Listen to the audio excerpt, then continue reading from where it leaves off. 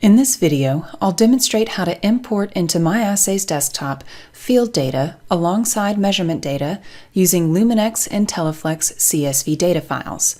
For more information on how to export Intelliflex data files for import into MyAssays desktop, please see the associated video. I have an example Intelliflex CSV data file that contains two field data matrices, Sample IDs and well type. First, I'll open the MyAssays Desktop Explorer and select the New Protocol Wizard. I'll select the My Data is in a File or Spread Across Multiple Files option, and because this is a multiplex assay, I'll be sure to select the Create Multiplex Assay option. On the next step, leaving the Automatically Import Measurement Data checkbox selected, I'll browse for and select my measurement file.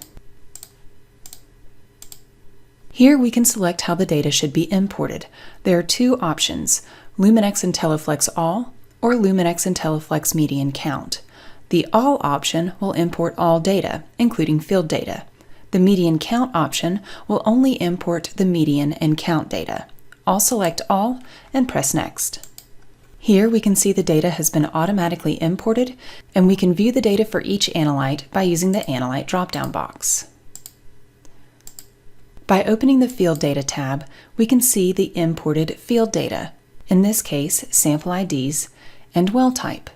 The Meta tab displays any imported metadata, like the date created, plate name, panel name, and operating mode.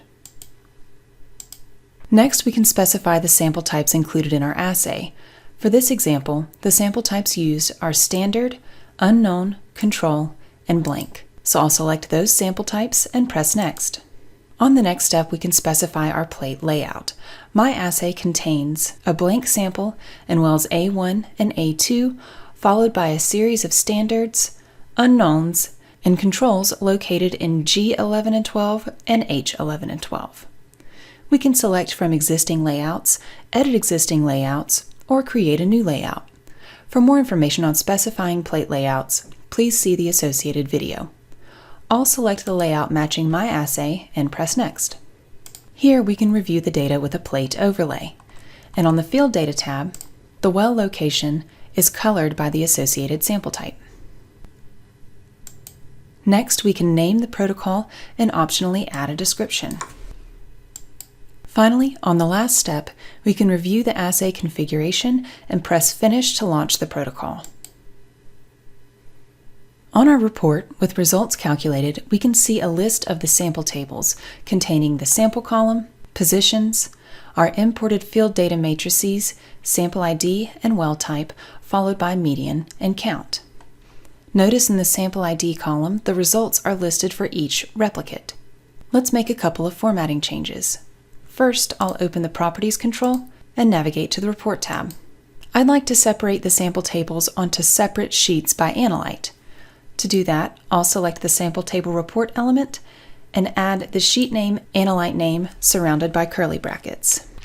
This will separate the sample tables onto sheets named using the imported analyte name.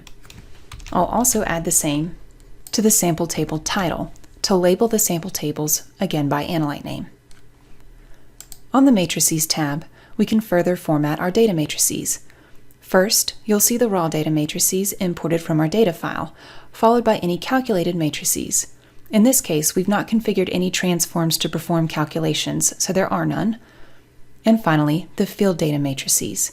Note that if your data file contains a large number of field data matrices, they may not automatically appear on the report.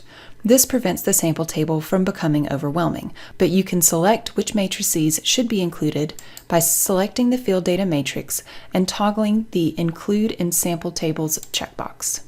For this example, I would actually like to exclude the well type field data matrix from my report, so I'll select the well type matrix and deselect the Include in Sample Tables checkbox. Now we can specify how the data should appear on the report. Recall that the sample IDs are currently listed for each position. By using the Sample Table Replicates drop-down box, we can select First to include only the first value for each sample group. Let's recalculate. Now on our report, you can see the sample tables have been separated into different sheets named by their analyte. They also contain the analyte name title. The well-type matrix has been removed from our sample table, and the Sample IDs column now only displays one value, the first value, for each sample group. Back on the Properties Matrices tab, there's one more setting that I would like to highlight. From the Sample Table Replicates drop-down box, you'll see an additional option, List and Verify All Equal. This will list the values for each position and ensure they match. This could be a useful tool to ensure there isn't a mistake in your plate layout. For example, making this selection and pressing Recalculate, you'll see the results don't look very different from the list option that we displayed in our original report.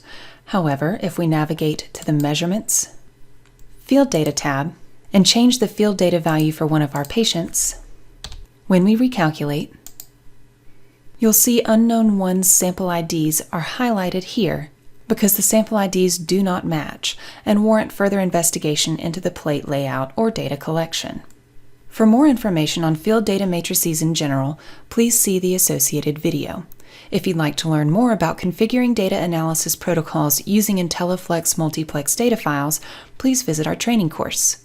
If you have any questions about how to import field data matrices from Intelliflex CSV data files, please email us at support@myassays.com.